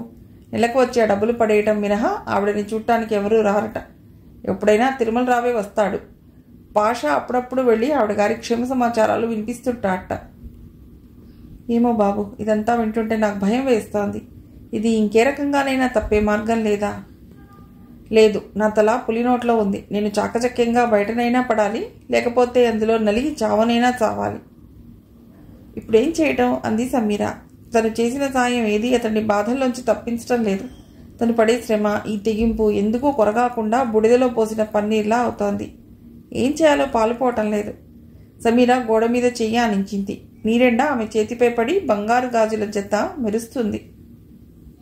అనిరుద్ వాటిని చూడగానే కళ్ళు చిట్లించాడు. అతడి కళ్ళు అంతలోనే తీక్షణంగా అయినాయి. సమీర పిలిచాడు. ఎటో చూస్తున్న సమీర తలతిప్పతడి వైపు చూసింది. నువ్వేమనుకోకపోతే ఈ బంగారు గాజులు నేను తీసుకోనా? అడుగుతుండగానే అతడి ముఖం ఎర్రబడింది. అతడి ముఖం ఆ క్షణంలో స్వాభిమానంతో సిగ్గుగాను, ఏం చేయలేని దుర్బలత్వంతో నిస్సహాయంగానూ ఉంది. తనకి నచ్చని పని బలవంతంగా చేసే మనిషి పడే యాతన స్పష్టంగా కళ్లలో కనిపిస్తోంది. సమీర క్షణంసేపు తెల్లబోయి చూసింది. తన కుడి చేతికి ఉన్న గాజుల జత వైపు అతడి వైపు మార్చి చూసింది. సమీరకి ఉన్న ఒకే ఒక్క ధనం ఆ బంగారు గాజుల జత. అంతకు తప్ప ఈ ప్రపంచంలో నాది అని విలువైన వస్తువేదీ లేదు. సమీర తటపటాయించలేదు. అతడు అడిగేదేమిటో తలకెక్కి అర్థం అవగానే వెంటనే ఎడమ చేత్తో ఆ గాజులు తీసి అతడి చేతిలో పెట్టింది. Thank you. నేనేం చెప్పలేను. అతడి స్వరం డగ్గుతికగాను తొట్టుపాటుగాను ఉంది. తను ఎంత హీనమైన స్థితికి దిగజారాడో అతడికి తెలుస్తూనే ఉంది. కానీ గత్యంతరం లేదు. ఇప్పుడు అభిమానం పోవటానికి, తడపటాయించటానికి సమయం లేదు. ముందు బాలసరస్వతిని తిరుమలరావు రాకముందే ఇక్కడి నుంచి దాటించేయాలి. అంతే. అతడు గాజుల జత జేబులో వేసుకున్నాడు. వెళ్తున్నానని చెప్పకుండా వెళ్ళిపోయాడు. సమీర అక్కడ నిలబడిపోయింది చాలాసేపు. కొద్దిసేపు అయిన తర్వాత లోపలికి వచ్చింది. బాలసరస్వతి నిద్రలో ఉంది. ఆవిడ చాలా సుస్థిగా ఉంది. దేనికోసమో కొన ఊపిరితో వేచి చూస్తున్న మనిషిలా ఉంది. ఒక్క నిమిషం చాలా ప్రమాదం చేస్తుంది. మనిషి ఇక దక్కదేమో అనిపిస్తుంది. 1 గంటకి కాస్త తేరుకుంటుంది. ఒక్కోసారి ఏడుస్తుంది. ఆ ఏడుపుని ఎవ్వరూ ఆపలేరు. ఒక్కోసారి మౌనంగా ఉండిపోతుంది. మందు కూడా మింగదు. ఆ మౌనం ఒక కఠినమైన పాషాణంలా ఉంటుంది. ఒక్కోసారి మందు గ్లాసును విసిరిగొట్టేస్తుంది. ఆయన్ని రమ్మనమను, నన్ను ఈ బందీఖానాలో ఎందుకు ఉంచారో చెప్పమను, పిరికి పంద ఎదురుగా రాలేడు అని కీచుగొంతుతో అరిచి ఆయాసంతో మాట రాక రొప్పుతూ కూర్చుంటుంది. ఆవిడ కాస్త ఆవేశపడినా, ఏడ్చినా, నవ్వినా ఆమెకు ఒంటి నిండా చెమటలు దిగకారుతాయి. ఒక్కోసారి సమీరను, నీకెంత జీతం ఇస్తాడు, ఆయన నీకెలా తెలుసు, ఆయన వెంట షఫాలి అనే పిల్ల ఉందా అని 1,00,000 అడుగుతుంది. సమీర అన్నిటికీ ఒకటే సమాధానం, నాకు తెలియదు. తెలియకుండా ఇక్కడ ఉద్యోగం చేయడానికి వచ్చావా, పో అవతలికి పో, నీకంతా తెలుసు, నువ్వు ఆ తిరుమలరావుతో పాటు మోసగత్తెవి అని అరుస్తుంది. అరగంట కాకుండానే మళ్ళీ మెల్లిగా సమీర అని పిలుస్తుంది. ఇలారా, నేను అనదాని మాటలేమైనా అంటే నన్ను క్షమించు. నువ్వు తిరుమలరావు పంపిస్తేనే ఇదివరకు ఆయలా కాదు, మంచి పిల్లవి, నన్ను బాగా చూస్తున్నావు. నేను ఆవేశంలో నిన్ను కోపడతాను, నేను రోగిష్టిదాన్ని. నేను తిరుమలరావుతో ఎన్ని బాధలు పడ్డానో నీకు తెలియదు. ఆయన నీకు జీతం ఇస్తాడు కాబట్టి నువ్వు మంచివాడు అనుకుంటావు. ఏది ఇలారా అంటూ పిలుస్తుంది. దగ్గరికి రాగానే చేయి పట్టుకుని నిమురుతుంది. మళ్ళీ ఇంకొకసారి, సమీరా, నువ్వు వయసులో ఉన్నదానివి, నేనా లేవలేని దాన్ని. ఆ పాపిష్టివాడు నన్ను చూడటానికి వచ్చినప్పుడు నువ్వు జాగ్రత్తగా ఉండమ్మా. వయసులో ఉన్న ఆడపిల్లని చూస్తే వాడికి మదపిచ్చి అని సలహా ఇస్తుండేది. నీకు తల్లి తండ్రి ఉన్నారా? పెళ్లి చేసుకోకుండా ఎందుకే ఈ పాపిష్టి ఉద్యోగం? ఆడపిల్లలు ఉద్యోగాలు చేయవచ్చు, కానీ మంచి వాళ్ళ దగ్గరే చేయాలి. లేకపోతే చాలా కష్టాలు వస్తాయి, జీవితాలే నాశనం అవుతాయి, భవిష్యత్తే మారిపోతుంది. నాకు ఉండేవాళ్ళు అమ్మా నాన్న, కానీ నేను నీ వయసులో ఉండగా వారి మాట వినలేదు. నా భవిష్యత్తు నేను నిర్మించుకోగలను అనుకున్నాను. నేను ఇప్పుడు ఇలా ఉన్నానే కానీ చిన్నప్పుడు అందంగా ఉండేదాన్ని. నా అందం నన్ను ఆకాశంలోకి తీసుకెడుతుంది అనుకున్నాను, కానీ పాతాళంలోకి తీసుకెళ్ళింది. ఆ తర్వాత మాటలు రాలేదు. ఏడుపు ఆమెని వశపరి చేసుకుంది. సమీరకి ఒక్కోసారి ఆమె స్వాగతం విని జాలేసేది, ఒక్కోసారి భయం వేసేది. ఆవిడ చేసిన తప్పే తను చేయటం లేదు కదా అనిపించేది. అనిరుద్ధ్ అంటే తనకి ఎందుకింత ఇష్టం? అతడు అడగకుండానే అతడి కోసం అన్నీ చేయాలనిపిస్తుంది. అతడు కష్టంలో ఉన్నాడని, అతడికి అండగా నిలబడాలని మనస్సు మరీ మరీ కోరుకుంటుంది. అతడికి ఈ సమస్య త్వరగా తెలిపోతే బాగుండు. సమీరకి తన పరిస్థితి ఒక్కోసారి చిత్రంగా అనిపిస్తుంది. అనిరుద్ధ్తో పాటు తనకు తెలియకుండా తను కూడా ఈ వలయంలోకి వచ్చి పడింది. ఇప్పుడు అతడు ఒడ్డున పడితే తప్ప తను పడలేదు. తను ఎక్కడికెళ్ళినా ఆ తిరుమలరావు తన గురించి ఆరా తీయకుండా మానడు. అనిరుద్ధ్కి తనకి ఏదో విడదీయరాని అనుబంధం ఉందని ఆయన అపోహ.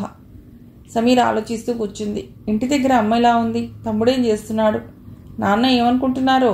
సమీరకి ఒక్కసారి ఎందుకో గాని వాళ్ళ దగ్గరికి వెళ్ళి రావాలని ఎంతగానో అనిపించింది. బాలసరస్వతి చెప్పింది నిజమే. ఆడపిల్ల ఎంత కష్టం అనిపించినా సరే కన్న తల్లిదండ్రులని, చేసుకున్న భర్తని వదిలి వెళ్ళిపోకూడదు. ఎందుకంటే ఇల్లు దాటితే బయట ఇంకా పెద్ద నరకం. పెనం మీద నుండి పొయ్యిలో పడినట్లుగా ఉంటుంది అనుభవం. రాత్రి 8 గంటలయింది. తలుపు చప్పుడు వినిపించింది. సమీర తలుపు తెరిచింది. ఎదురుగా అనిరుద్ధ్ నిలబడి ఉన్నాడు. త్వరగా ఆమె బట్టలు సర్దు, టాక్సీ తెచ్చాను, మనం ఆవిడని తీసుకెడదాం. ఇప్పుడా? ఎక్కడికి? కంగారుగా అడిగింది సమీర. ఇల్లు ఒకటి అద్దెకి తీసుకున్నాను. ఆమెకేమని చెప్తావు? నేనేం చెప్పను. తిరుమలరావు గారు తీసుకురమ్మన్నారని నువ్వే చెప్పు. కానీ ఇంటావిడ? ఆవిడకి నేను చెప్పాను, పాషా ఉంటే వీలయ్యేది కాదు, మన అదృష్టం అతడు ఊర్లో లేడు. సమీర అనిరుద్ధ్ మొహంలోకి తేరిపార చూసింది. సమీర ప్లీజ్ క్విక్ అన్నాడు. సమీర లోపలికి వెళ్ళింది. ఆవిడ అప్పటికే లేచింది. కంగారుగా, సమీర ఎవరా మొగ్గంతు అంది. తిరుమలరావు గారి దగ్గర నుండి మనిషి వచ్చాడు, మిమ్మల్ని తీసుకురమ్మన్నాడు. నిజమా? నేను నమ్మలేకుండా ఉన్నాను. ఏది, నా చీర బాగుందా? బయలుదేరుదాం పద. ఆవిడ లేవలేక లేచింది. నేను నడవలేను, నిలబడలేను, కూర్చోలేను. అయ్యో ఎలా? నేను తీసుకువెడతాను. అనిరుద్ధ్ దగ్గరికి వచ్చాడు. ఎవరితను సమీరా? అదే, మిమ్మల్ని తీసుకెళ్ళడానికి వచ్చాడు. అనిరుద్ధ్ ఆవిడ చేతులతో లేవనెత్తాడు. సమీర ఆవిడ చీరలు బ్యాగ్లో కుక్కింది. కొద్ది సామాన్ బుట్టలో సర్దింది. మందులు తీసుకుంది. ఆ సామాన్ 2 చేతుల నిండా పట్టుకుని అనిరుద్ధ్ ఆవిడ చేతుల మధ్య తీసుకుని కిందికి వస్తుంటే తను కూడా వెనకే మెట్లు దిగి రాసాగింది. సమీరకి గుండెలు పగిలిపోయేటంతగా దడగా ఉంది. కాళ్ళు వణుకుతున్నాయి. ఆవిడని తామిద్దరూ కలిసి ఎత్తుకుపోతున్నట్లే ఉంది. దీని ఫలితం అనుభవించాలి. ఆ తిరుమలరావుకి తెలిస్తే అనిరుద్ధి తనని నిలువునా ప్రాణాలు తీసేస్తాడు. ఇద్దరు కిందికి వచ్చారు. టాక్సీ వరండా దిగువగానే ఉంది. ఎదురుగా పాషా భార్య నిలబడి ఉంది. అనిరుద్ కళ్ళలో కాస్త కూడా బెరుకులేదు. అతడి నడకలో కంగారు లేదు. లోపల కూర్చున్న తర్వాత కూడా సమీరకి భయంగానే ఉంది. ఆగు అని ఆవిడ కేక పెడితే టాక్సీ అతడికి అనుమానం వస్తే? టాక్సీ కదిలింది. ఆ విధి దాటి వచ్చేసింది. సమీర తల వెనక్కి ఆనించుకుంది. అమ్మయ్యా అనుకుంది. సమీరకి మెళకువ వచ్చింది. కిటికీలో నుండి ఎండ ముఖాన పడుతుంటే ఆ వేడికి మెళకువ వచ్చి కళ్ళు చిట్లించి చూసింది. కలలో మేల్కొన్నట్టుగా ఒక్క నిమిషం ఆ పరిసరాలు ఎక్కడో అర్థం కాలేదు. పడకుర్చీలో పడుకునింది. తనకెవరో దుప్పటి కప్పారు. తల కింద దిండు పెట్టారు. సమీర లేచి కూర్చుంది. పూర్తిగా మెళకువ వచ్చేసింది. ఎదురుగా మంచం మీద బాలసరస్వతి నిద్రపోతోంది. అనారోగ్యంతో కృషించిన ఆమె శరీరం దుప్పటి చాటున చిన్నపిల్ల శరీరంలా ఉంది. సమీర దుప్పటి తీసేసి లేచింది. పక్కనే ఉన్న టేబుల్ మీద ఉన్న చిన్న చీటీ ఎత్తుపెట్టి కనిపించింది. సమీర దాన్ని తీసి చూసింది. అనిరుద్ధ్ రాశాడు. సమీర, నేను వెడుతున్నాను. నువ్వు మంచి నిద్రలో ఉన్నావు. లేపడం ఇష్టం లేక వెళ్ళిపోతున్నాను. అక్కడ అల్మరాలో పుస్తకంలో డబ్బు పెట్టాను.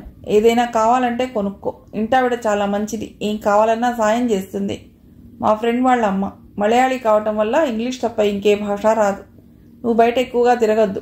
నేను వీలవగానే వచ్చేస్తుంటాను. రావటం ఆలస్యమైనా కంగారు పడకు. బాలసరస్వతి జాగ్రత్త. ఆవిడిప్పుడు నా ప్రాణంతో సమానం. నా ప్రాణం నీకు అప్పగించి ఎడుతున్నాను. అనిరుద్. ఇంటావిడొచ్చింది. రాత్రి పొద్దుపోయి వచ్చారు. మీరు కొత్త ఏమీ అనుకోవద్దు. అనిరుద్ చెప్పాడు మీకు చాలా మొహమాటమని. నేను స్కూల్కి ఎడుతున్నాను. ఇంట్లో మా పనిపిల్ల ఉంది. మీకు ఏం కావాలన్నా అడిగి తీసుకోండి. మొహమాట పడకండి అని ఇంగ్లీష్లో చెప్పింది. సమీర తలూపింది. ఆవిడ వెళుతూ మంచం మీద పడి ఉన్న బాలసరస్వతిని చూసి, ఎవరు మీ అమ్మ అంది. సమీర అవునో కాదో తెలియనట్టు తల ఊపింది. ఆవిడ వెళ్ళిపోయింది. బాలసరస్వతి లేచింది. సమీరా అంటూ పిలిచింది. అంటూ దగ్గరికి వచ్చింది. తిరుమలరావు ఎక్కడా? తెలీదు. చూసావా నన్ను ఎలా మోసం చేశాడో? ఇలా చేయటం అతడికి అలవాటే. నేను నిజంగానే నన్ను ఆశపడ్డాను. ఆ కంఠంలో నిరాశ స్పష్టంగా కనిపిస్తోంది. బాల హఠాత్తుగా సమీర చేయి పట్టి లాగింది. పిచ్చి చేష్టలు చేస్తూ ఆవేశంగా, పోనీ నువ్వన్నా ఆయన దగ్గర తీసుకెళ్ళకూడదు? తీసుకెళ్ళు అంటూ అరవసాగింది. ఆయనను చంపేస్తారండి. నాకే భయం లేకపోతే నేనే తమను తీసుకెళ్లేదాన్ని అంది. బాలసరస్వతి చేతిలో వణికినాయి. భయమా? అవును, నిజమే. ఆయనకి నచ్చని పని చేస్తే చంపేస్తాడు. ఆయనంటే అందరికీ భయమే. అందరినీ హడలగొడుతూ బతుకుతాడు. దరిద్రుడు, దుర్మార్గుడు. వాడికి బుద్ధి చెప్పే వాళ్ళెవరూ ఇంతవరకు ఈ భూమి మీద పుట్టలేదనుకుంటా. కాసేపటికి ఆవిడ శాంతించింది. తల పంకిస్తూ, సరే, కానీ నేను మాత్రం చచ్చిపోను, బతుకుతాను. ఎందుకో తెలుసా? నేను బతికి ఉండటమే ఆయనకి పెద్ద అశాంతి. అందుకే బతుకుతాను. నన్ను ఆయన ఎందుకు చంపలేదో నీకు తెలుసా? ఇలా ఒంటరిగా ఏడిస్తే పిచ్చిపట్టి నేనే చస్తాను. మనుషుల్ని ఆయన రకరకాలుగా చంపుతాడు. కొంతమందిని వాళ్ళకి వాళ్లే చచ్చేట్టు చేస్తాడు. కొంతమందిని ఇలా కుంగి నశించి మెల్లిగా చచ్చేలా చేస్తాడు. ఈ రెండూ కాదనుకుంటే తనే ఆ పుణ్యం కట్టుకుంటాడు. అతడితో పరిచయం ఇప్పటిదా? నా 18వ సంవత్సరం నుండి తెలుసు. పాపిష్టివాడు. ఏమంటూ పరిచయం అయ్యాడో? ఆవిడ ఆయాసపడసాగింది. మీరు కాసేపు రెస్ట్ తీసుకోండి, తర్వాత ఎప్పుడైనా చెబుదురు కానీ అంది. చెప్పి కూడా ఏం ప్రయోజనం లేదనుకో, కానీ ఆవేశం ఉందే, అలా అనిపిస్తుంది. బయటికి చెప్పేస్తే కాస్త శాంతిగా ఉంటుంది. ఇక్కడ కాస్త గాలి చల్లగా హాయిగా ఉంది. ఆ ఇంటికంటే ఇది చాలా నయం. బయట తెలుగు పాటలు వినిపిస్తున్నాయేమో. అబ్బా, నా ప్రాణం లేచి వస్తోంది అంది. తిరుమలరావు బొంబాయి నుండి వచ్చాడు. షఫాలి బలవంతం మీద అనిరుద్ కూడా తప్పనిసరిగా ఎయిర్పోర్ట్కి వెళ్ళాడు. ప్లేన్ దిగి వస్తున్న ఆయన చూస్తుంటే ఒక్క నిమిషం అనిరుద్ గుండెలు లయ తప్పినట్లయింది. ఒక మహాప్రమాదం దగ్గర పడుతోంది. తిరుమలరావు చిరునవ్వు నవ్వుతూ వస్తున్నాడు. షఫాలి ఎదురెళ్ళింది. ఆమెను దగ్గర తీసుకుని తల మీద ముద్దు పెట్టుకున్నాడు. జేబులో నుండి ఏదో చిన్న పెట్టె తీసి ఆమె చేతిలో పెట్టాడు. అక్కడ అనిరుద్ని చూడగానే ఆయన కళ్ళు మెరిశాయి. How are you my young lion అన్నాడు చెయ్యి చాస్తూ. అనిరుద్ చెయ్యి అందుకుని కరచాలనం చేశాడు. మల్ల యుద్ధానికి తయారయ్యేవారు ఒకరి శక్తిని ఒకరు అంచనా వేస్తూ రింగ్లో నడుస్తున్నట్లుగా ఉంది. మీరిద్దరూ బాంబే రాకపోవటమే నయమైంది. అక్కడ ఈడతిరిపి లేకుండా ఒక్కటే వర్షాలు అన్నాడు. అనిరుద్ మాట్లాడలేదు. ఆయన షఫాలికి బాంబేలో తెలిసిన వాళ్ల గురించి వివరాలు చెప్తున్నాడు. తిరుమలరావు కారు దిగి హోటల్లో అడుగుపెట్టాడు. అక్కడ తాళాలు ఇస్తున్న కొత్త రిసెప్షన్ని చూసి, సమీర రాలేదా అని అడిగాడు. ఆమె మానేసింది. పక్కనున్న అమ్మాయి చెప్పింది. మానేసిందా? ఆయన క్రీగంట అనిరుద్ వైపు చూశాడు. అతడు ఆ భావాలు గ్రహించినట్లుగా ఎటో చూస్తున్నాడు. ఆయన గదిలోకి వచ్చాడు. అనిరుద్ వారిని వదిలి వస్తాను షఫాలి అని చెప్పి వెళ్ళిపోయాడు. అనిరుద్ వెళ్ళగానే తిరుమలరావు తన గదిలో బీరువా, టేబుల్ అంతా సోదా చేశాడు. కాగితాలు, డబ్బు ఎక్కడ పెట్టినా అక్కడే ఉన్నాయి. ఎవ్వరూ వచ్చిన జాడలేదు. షెఫాలి కాఫీకి ఆర్డర్ ఇస్తుంటే అడిగారు ఆయన. షెఫీ, సమీర ఎప్పుడు మానేసింది? మీరు వెళ్ళిన మర్నాడే. అనేది కూడా రాకుండా ఎక్కడికైనా వెళ్ళాడా? లేదు, అతడు మీరు వెళ్ళినప్పటి నుండి నాతోనే ఉన్నాడు. బాగా మాట్లాడా? చాలా స్నేహంగా ప్రవర్తించాడు. ఎక్కడికి వెళ్ళలేదా? బాగా తెలుసా? ఎప్పుడైనా అలా వాకింగ్కి వెళ్ళి వచ్చేవాడు అంతే. ఎందుకు అంకుల్ అలా అడుగుతున్నారు? ఏం లేదు, ఆయన నిట్టూర్చాడు. షెఫాలి నవ్వింది. మీ ధోరణి చూస్తే అతడు ఒక ముద్దాయిలా ఉంది. అబ్బే అదేం లేదు అన్నాడు. నేను వెళ్ళిన తర్వాత నువ్వేం చేశావో చెప్పు ఆయన అడిగారు. షెఫాలి చెప్పసాగింది. అనిరుద్ మంచం మీద కూర్చుని ఉన్నాడు. అతడి మనసంతా బాలసరస్వతి ఉన్న ఇంట్లోనే తిరుగుతోంది. సమీర ఏం చేస్తోందో, బాలసరస్వతి ఏం తిప్పలు పెడుతుందో. తను తిరుమలరావు వచ్చిన తర్వాత అక్కడికి ఎప్పుడంటే అప్పుడు వెళ్ళలేడు. జాగ్రత్తగా మసలుకోవాలి. షెఫాలిని బాలసరస్వతి దగ్గరికి తీసుకెళ్ళాలి. ఆ తర్వాత జరగబోయేదానికి సిద్ధంగా ఉండాలి. అతడి కడతలు అదురుతున్నాయి. ఇంతలో కాలింగ్ బెల్ మోగింది. అతడు లేచి వెళ్లి తలుపు తీశాడు. ఎవరు? అతడు అంటుండగానే ఒక వ్యక్తి అనిరుద్ మీద పడి అతన్ని లోపలికి తోసి వెనక నుంచి తలుపు వేసేశాడు. అనిరుద్ పెనుగులాడి తప్పించుకుని చూసేసరికి ఎదురుగా తమ్ముడు నిలబడి ఉన్నాడు. రవి ఆశ్చర్యంగా అన్నాడు. నువ్వా? అనిరుద్కి సంతోషం వేసింది. రవి చేతిలో చాకు చురున ముందుకు వచ్చింది. అది చూపిస్తూ అన్నాడు. నేనే. ఎన్నాళ్ళ నుంచో కాపలా వేస్తే ఇప్పుడు దొరికావు. నువ్వు మా అందరినీ మోసం చేసి నవ్వుల పాలు చేసి హాయిగా ఈ 5 స్టార్ హోటల్లో కులుకుతున్నావు. రవి అనిరుద్ ఏదో చెప్పబోయాడు. షటప్. పొద్దున్న ఎయిర్పోర్ట్ నుంచి వస్తుంటే చూశాను. పెద్ద కారు, అందమైన అమ్మాయి, వెనకాల బిజినెస్ మ్యాన్లా ఆ ముసలాయన. రవి నా మాట విను. ఇంత సుఖంగా ఉన్నావు. నువ్వు అసలు మనిషివేనా? అక్కడ మేమంతా ఎంత ఏడుస్తున్నా. నాన్న చావటానికి సిద్ధంగా ఉన్నాడు. అమ్మ సరే. లక్ష్మికి పెళ్లివారు వచ్చి తిరిగి వెళ్ళిపోయారు. అంతా నవ్వుల పాలే. మేమేం చేశామని ఇలా వదిలేశావు? మమ్మల్ని ఎందుకు ఇలా నవ్వుల పాలు చేశావు?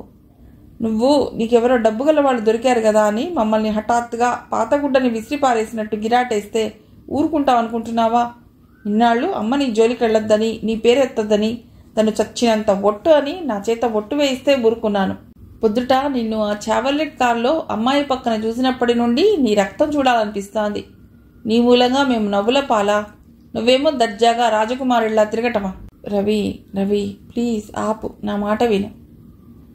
నేను నీతో మాట్లాడటానికి కన్నీళ్లు పెట్టుకుని మా దగ్గరికి రా. మమ్మల్ని మర్చిపోయావా అని నీ కాళ్ళు పట్టుకోవడానికి రాలేదు. నువ్వు మమ్మల్ని అందరినీ పెట్టిన బాధకి పగ తీర్చుకోవడానికి వచ్చాను. రవి అనిరుద్ అరిచాడు. అప్పటికే రవి అతడిని పొడవటానికి మీద కురికాడు. పొట్టలో సూటిగా దిగబోయిన బాకు వెంట్రుక వాసిలో అనిరుద్ మెరుపులా పక్కకి తిరిగి చెయ్యి అడ్డు పెట్టుకోవడంతో భుజం దగ్గర దిగింది. అనిరుద్ బలంగా పళ్ల బిగువన తమ్ముడిని దూరంగా నెట్టాడు. అతడు మళ్లీ లంఘించబోతున్నాడు. ఇంతలో బేరర్ తలుపు తెరుచుకుని భోజనం తెచ్చాడు. అతడు ఆ గదిలో దృశ్యం చూడగానే కళ్ళు పత్తికాయలైనాయి. వెంటనే వచ్చి రవి పెడరెక్కలు విడిచి పట్టుకున్నాడు. అనిరుద్కి అప్పటికే రక్తం నీళ్లలా కారిపోతోంది. బాత్రూంలోకి వెళ్ళాడు. Bearer అరుపులకి manager పరిగెత్తుకొచ్చాడు. అనిరుద్కి ఆ రక్తాన్ని ఎలా అరికట్టాలో తెలియలేదు. అక్కడున్న చిన్న టవల్ తీసి తడిపి చేతికి చుట్టుకున్నాడు. అతడు బయటకు వచ్చేసరికి అక్కడ తిరుమలరావు, షెఫాలి, హోటల్ మేనేజర్ ఉన్నారు. రవిని వాళ్ళు రెక్కలు విడిచిపట్టుకున్నారు. నన్ను చంపండి, నరకండి, షూట్ చేయండి, నాకేం భయం లేదు. ఒక్కసారి కాస్త వదలండి. ఈ రాక్షసుని చంపేసి వస్తాను. అప్పటికే తిరుమలరావు ఈడ్చికొట్టిన దెబ్బకి రవి తల అదిరిపోయింది. ఇంతలో పోలీసులు రానే వచ్చారు. తిరుమలరావు రవిని వాళ్ళకు అప్పగించాడు. అనిరుద్ మా అన్నయ్య. మమ్మల్ని మోసం చేసి వీళ్ళ మాయలో పడి ఇక్కడ కులుకుతున్నాడు. పెళ్లి చేసుకుంటానన్న అమ్మాయికి ద్రోహం చేశాడు అన్నాడు రవి. షటప్ అన్నాడు తిరుమలరావు. పద మిస్టర్, నువ్వేం చెప్పాలనుకున్నా అదంతా స్టేషన్లో చెప్తూ గాని అన్నాడు పోలీస్ ఆఫీసర్. వాడికేం తెలీదు, ఇది మా అన్నదమ్ముల తగాదా అన్నాడు అనిరుద్. మీరు చెప్పవలసిందంతా స్టేషన్కి వచ్చి చెప్పండి అన్నారు పోలీసులు. రవి వెళ్తూ అన్నగారి వైపు తిరిగి చూసి ఛీ అంటూ ఉమ్మేశాడు. అనిరుద్, నువ్వు జాగ్రత్తగా ఉండాలి. ఇక్కడొద్దు, నా పక్క గదికి మారు అన్నాడు తిరుమలరావు. ఇంతలో డాక్టర్ రానే వచ్చాడు. అనిరుద్ గాయానికి బ్యాండేజ్ వేశాడు. మీరు ఇలా పడుకోండి అంది షెఫాలి. వద్దు, పర్వాలేదు అన్నాడు. అతడికి రవి మాటలే చెవుల్లో ప్రతిధ్వనిస్తున్నాయి. రవి అలా తిరగబడ్డాడంటే ఎంత బాధపడి ఉంటాడో ఆలోచిస్తున్నాడు. రవి నిదానస్తుడు, ఎక్కువ మాట్లాడాడు. తన చదివే తనకు లోకం. అలాంటి రవి. అనిరుద్ కళ్ళకి నీళ్లు వస్తున్నాయి. అంకుల్, నేను ఉంటాను, మీరు వెళ్ళండి అంది షెఫాలి. ఆయన తలుపు వెళ్ళిపోయాడు. అనిరుద్ గాయం చూస్తూ, బాగా నొప్పిగా ఉందా? కాస్త పట్టు తప్పి ఏ పొట్టలలో తగిలితే ప్రాణం పోయి ఉండేది అంది షెఫాలి. ప్రాణం పోయినా బాగుండేది అన్నాడు అతడు. ఎందుకలా అంటారు? అతడు మీ తమ్ముడా? మీరు నాకేనాడూ చెప్పలేదే అంది షఫాలి. నా గురించి నేను ఎప్పుడు చెప్పాను గనక. షఫాలి ఆశ్చర్యంగా అంది. మీరు చెప్పకపోయినా అంకుల్ చెప్పారు. అనిరుద్ధ్కి మనం తప్ప ఎవరూ లేరు, నువ్వు సన్నిహితంగా ఉండాలి షఫాలి అన్నారు. అనిరుద్ధ్ పెదవి నమిలాడు. ఎత్తులు వేయటం ఆయన తర్వాతనే ఎవరైనా. నాకు అందరూ ఉన్నారు షఫాలి. నన్ను ప్రాణంలా చూసే అమ్మ, నాన్న, చెల్లెలు, తమ్ముడు అందరూ ఉన్నారు.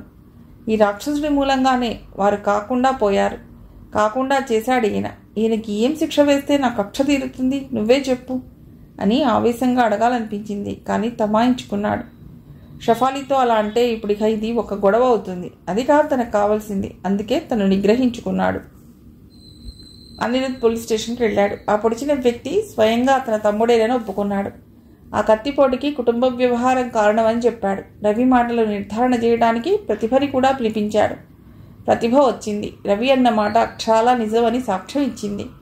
అనిరుద్ధ్ ఒక మోసగాడు. ఇతడికి ఆడపిల్లల జీవితంతో ఆడుకోవటం ఒక హాబీ. తనను పెళ్లి చేసుకుంటాడన్నాడు. ఇంతలో షఫాలి స్నేహం కలిసింది. పీటల మీద పెళ్లి కాకుండా మొహం చాటు వేసి తప్పించుకున్నాడు. ఆ అవమానంతోనే మా నాన్న చచ్చిపోయాడు. ఒక పక్క తిరుమలరావు గారి దగ్గర చేరి షఫాలితో తిరుగుతూనే ఇంకో పక్క వారి కళ్ళెదుటే సమీరా అనే అమ్మాయితో తిరుగుతున్నాడు. ఆ అమ్మాయి అతని మాటలు నమ్మి ఇంట్లోంచి వెళ్ళిపోయి హాస్టల్లో ఉంది. ఆ హోటల్లోనే ఉద్యోగం ఇప్పించాడు. సమీరా, ఆ అమ్మాయి ఎక్కడుంది అన్నాడు పోలీస్ అధికారి. ఆయన్ని అడగండి అంది ప్రతిభ. ఎక్కడుంది అడిగాడు. అనిరుద్ధ్ మాట్లాడలేదు. పోలీస్ అధికారి షఫాల్ని కలిసి అడిగాడు. షఫాలి నవ్వుతూ వాళ్ళు చెప్పినవన్నీ అబద్ధాలే. ప్రతిభకి అనిరుద్ధ్ మాతో ఉంటున్నాడని ఈర్ష. సమీర నాకు తెలుసు, మంచి అమ్మాయి. అనిరుద్ధ్కి ఆ అమ్మాయికి ఎలాంటి సంబంధం లేదు. అనిరుద్ధ్ నాకు తెలిసినంత వరకు చాలా మంచివాడు. పోలీస్ ఆఫీసర్కి మతిపోయింది. ఒక అమ్మాయి మోసగాడంటుంది, ఇంకో అమ్మాయి మంచివాడంటుంది. ఇందులో ఎవరి మాట నిజం? మరో అమ్మాయి సమీర కనిపిస్తే ఆవిడ అభిప్రాయం ఏమిటో? సమీర అనే అమ్మాయి ఈ మధ్యే ఇక్కడ ఉద్యోగం మానేసిందా? తిరుమలరావు తలూపాడు. అవును, సమీర ఎక్కడుందో తెలుసుకోండి. ఆ అమ్మాయిని అడిగితే రంగు బయటపడుతుంది. సార్, మీకేం అభ్యంతరం లేదుగా? పోలీస్ అధికారి నమ్రతగా అడిగాడు. నాకేం అభ్యంతరం లేదు. అతడు మంచివాడని అనుకుంటున్నా. ఈ సమీర విషయం కూడా తెలిస్తే మాకే మీరు ఉపకారం చేసినట్లు అవుతారు అన్నాడు. ఈ రూపేణ సమీర ఎక్కడ ఉందో దానంతటదే తెలుస్తుంది. ఆయనకి ఇంకా సులభం అయింది. ఆయన చేయవలసిన పని ఈ రకంగా దేవుడే చేస్తున్నాడు. ఆ రవి ఎవరో అతనికి మంచే చేశాడు. ఆయన సమీర విషయం ఆరా తీశాడు. కానీ తెలియదు. సమీర ఏమైంది? పోలీసులు తలుచుకుంటే తెలియకుండా ఉండదు కదా. అనిరుద్ధ్, ఎక్కడికి పోతాం అనుకున్నాడు. అనిరుద్ధ్, షఫాలి ఇద్దరూ పార్క్లో నడుస్తున్నారు. షఫాలి కుక్కపిల్లకి వాకింగ్ కోసం అప్పుడప్పుడు ఇలా వెళ్తూ ఉంటారు. షఫాలి మొహం ఆలోచనగా, ప్రత్యాశగా, చింతాక్రాంతంగా ఉంది. సమీర ఏమై ఉంటుందంటావు అంది. అనిరుద్ధ్ మాట్లాడలేదు. అతడికి సమీర నాకు తెలియదు అని అబద్ధం చెప్పే శక్తి లేకపోయింది. ఇంకెవరి ముందైనా ఏదైనా చెప్పగలడేమో గాని షఫాలి ముందు అతడికి ఆ పని సాధ్యం కావటం లేదు. ఎక్కడో ఒక చోట ఉండే ఉంటుంది అన్నాడు. ఆ సమాధానంతో జవాబు చెప్పినట్టు లేదు, చెప్పనట్టు లేదు. నడుస్తున్న షఫాలి హఠాత్తుగా ఆగి అతడి వైపుకి పూర్తిగా తిరుగుతూ, నేను మీతో చనువుగా తిరుగుతున్నాను కదా అని తనకి బాధ కలిగి అలా చెప్పకుండా దూరంగా వెళ్ళలేదు కదా అంది. అనిరుద్ధ్ నిర్వీడుడైనట్టు చూశాడు. చెప్పండి, మీ ఇద్దరి మధ్య అలాంటి చనువు? అది స్నేహం షఫాలి. అంతకంటే మించిన చనువు ఇంకేం లేదు. ఇంకేదైనా ఉంటే అలా మౌనంగా వెళ్ళిపోయే వ్యక్తి కాదు సమీర. నాకు ఇదే అర్థం కావటం లేదు. మీరు సమీరకి స్నేహితులు కదా. ఆమె అలా మాయమైపోతే పట్టనట్టు అలా ఉండిపోతారేం? ఏం చేయను? ఏదైనా చేయండి. అసలు అలా ఎందుకు వెళ్ళిందో, కారణం ఏమిటో ఆరా తీయండి. ఆడపిల్ల తల్లిదండ్రులకు ఎదురు తిరిగి ఇంట్లోంచి వచ్చేసి ఉద్యోగం చేసుకుంటూ హాస్టల్లో ఉంటోందిట. ఆమె క్షేమం గురించి ఆలోచించవలసిన బాధ్యత మీకు లేదా? మీరు ఇలా పట్టనట్టుగా, ఏమీ జరగనట్టుగా ఉండటం నాకు చాలా ఆశ్చర్యంగా ఉంది. నేను అంకుల్తో ఇదే అన్నాను. ఆయన ఏమన్నారో తెలుసా? ఏమన్నారు? అతడు సమీర విషయం పట్టనట్టు ఉన్నాడంటే అదో నటన. సమీర ఎక్కడుందో, ఏం చేస్తుందో అతడికి తెలిసే ఉంటుంది అన్నారు. అనిరుద్ధ్ ఈ మాట వినగానే నిటారుగా అయ్యాడు. ఆయన అంచనాలు బాగానే వేస్తున్నాడు. ఇంకేమన్నారో తెలుసా? ఏమన్నారు? పోలీసుల వరకు ఈ విషయం వెళ్ళింది కదా, ఆమె ఎక్కడుందో వాళ్లే ఆరా లాగుతారు అన్నారు. ఆ మాట వినగానే అనిరుద్ధ్ ఉలిక్కిపడ్డాడు. ఈ ఆపద తను ఊహించనిది. అతడి కనుబొమ్మలు ముడిపడ్డాయి. షఫాలి కుక్కపిల్లని తీసుకుని మళ్లీ నడుస్తూ ఉంది. ఎక్కడో అక్కడ సమీర క్షేమంగా ఉంది అనే విషయం తెలిస్తే అంతే చాలు. పాపం, చాలా మంచి అమ్మాయి. అందరిలో ఉండే ఈర్ష, అసూయం లేవు.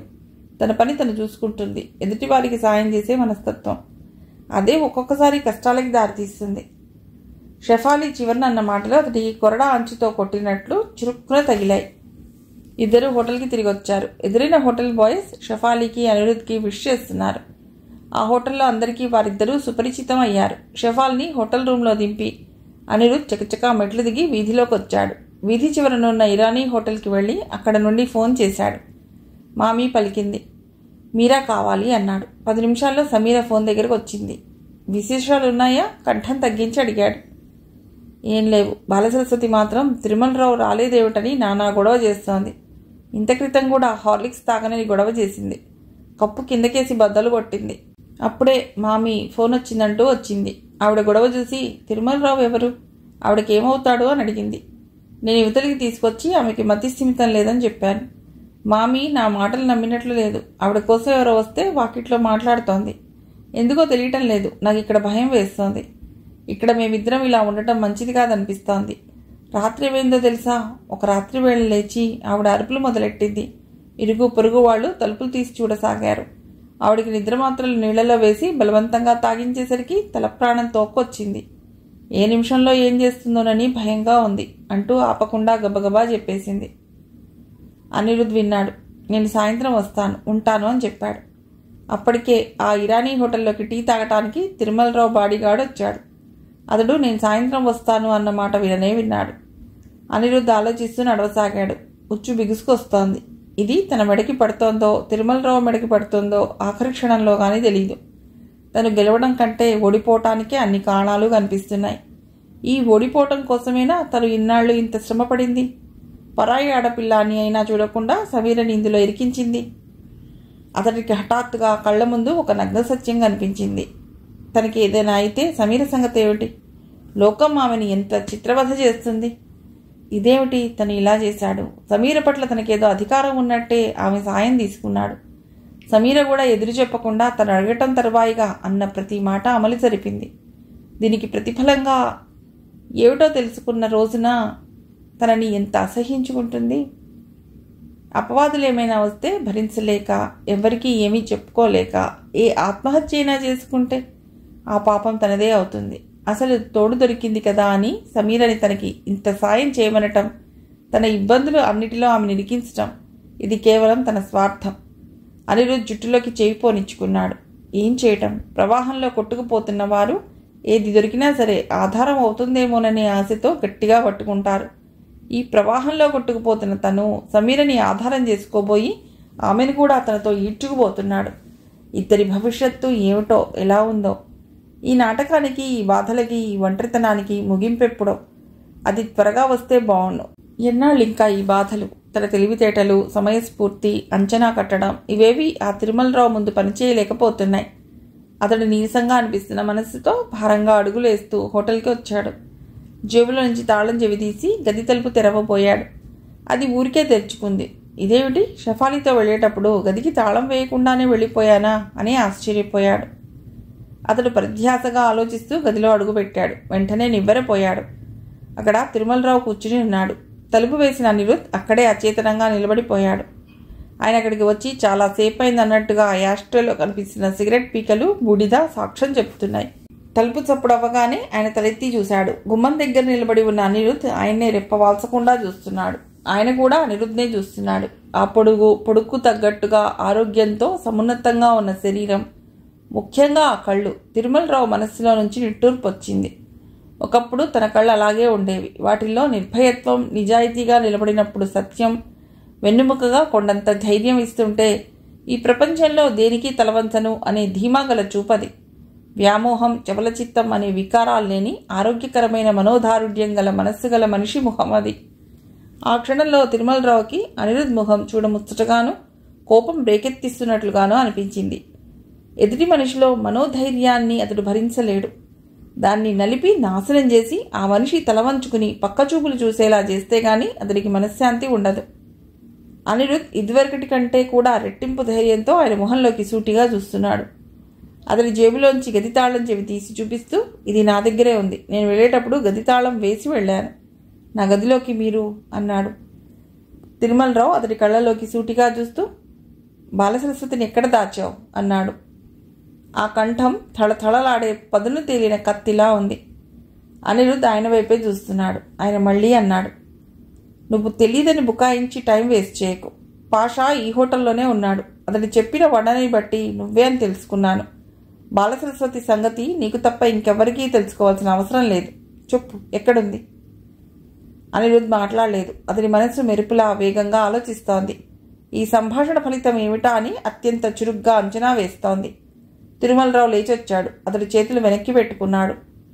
సమీర ఎక్కడుందో ఇప్పుడు నాకు అర్థమైంది. నీవు ఒక అమ్మాయిని నర్సుగా తీసుకెళ్ళావుట. ఆ అమ్మాయి సమీరేగా? అనిరుద్ధ్ జవాబు చెప్పలేదు. ఆయన ఒక్క నిమిషం ఆగి, బాల సంగతి షఫాలీకి చెప్పావా? అతను చెప్పలేదన్నట్టు తల తిప్పాడు.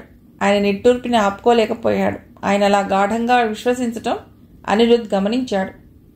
చెప్పు, బాలసరస్వతిని ఎక్కడ దాచావు? చెప్పను. అనిరుద్ధ్ కంఠం దృఢంగా పలికింది. అనిరుద్ధ్కి ఈ క్షణంలో చాలా సంతోషంగా ఉంది. ఇప్పుడు వారిద్దరి పరిస్థితి తారుమారయ్యింది. ఆయన తనని అర్థించే సమయం వచ్చింది. చెప్పవు? నీ దగ్గర నా ఫోటోలు, వాటి నెగిటివ్లు ఇచ్చే, వెంటనే చెప్తాను. ఆయన ఒక్క క్షణం కంగుతిన్న మనిషిలా చూశాడు. యూ ఇడియట్, నన్నే బ్లాక్మెయిల్ చేద్దామని అనుకుంటున్నావా అంటూ చెయ్యి విసురుగా ఎత్తాడు. కానీ ఆ చెయ్యి గాల్లో ఉండగానే అనిరుద్ధ్ చెంపని తాకకముందే అనిరుద్ధ్ చెయ్యి వెళ్ళి గట్టిగా పట్టుకుంది. అనిరుద్ధ్ ఆ చేతిని పిడికిల్లో బిగించి, నేను తలుచుకుంటే ఆ చెయ్యిని పిండి చేయగలను, కానీ చేయటం లేదు. ఎందుకంటే ఆ చెయ్యితో నాకు పనుంది. నా కోసం ఒక సంతకం పెట్టాలి అంటూ వదిలేశాడు. ఆ పెరుగులాటలో చెయ్యి తగిలి ఫ్లవర్ వ్యాస్ కింద పడింది. తిరుమలరావు ఆయాసపడుతూ చూస్తున్నాడు. అనిరుద్ధ్ ముఖంలోకి చిరునవ్వు వచ్చింది. ఇప్పుడు టర్మ్స్ మాట్లాడడం నా వంతు. 24 గంటల్లోగా ఆ ఫోటోలు, నెగిటివ్లు నాకు ఇవ్వకపోతే బాలసరస్వతి విషయం బయటకు వస్తుంది. ఆమె బతికుండగానే చచ్చిపోయిందని చెప్పి షఫాలీని మోసం చేశావని షఫాలీకి తెలుస్తుంది. అంతేకాదు, బాలసరస్వతికి నీ మీద ఉన్న అధికారం, ఆమెని, ఆమె బిడ్డని నువ్వు చేసిన వంచన అంతా ఆ పేపర్లకు ఎక్కుతుంది. అప్పుడు నీ పరువు. కింద పడిన ఫ్లవర్ వ్యాస్ని టేబుల్ మీద పెడుతూ అన్నాడు. అనిరుద్ధ్ సరిగ్గా తలెత్తి చూసేసరికి తిరుమలరావు చేతిలో రివాల్వర్ ఉంది. అది సూటిగా అనిరుద్ధ్ గుండెలకి గురిపెట్టబడి ఉంది. ఆయన కళ్ళు తీక్షణంగా, కసాయితనంగా ఎర్రగా ఉన్నాయి. నన్ను లొంగదీసుకోవటం ఆ దేవుడి తరం కూడా కాదు.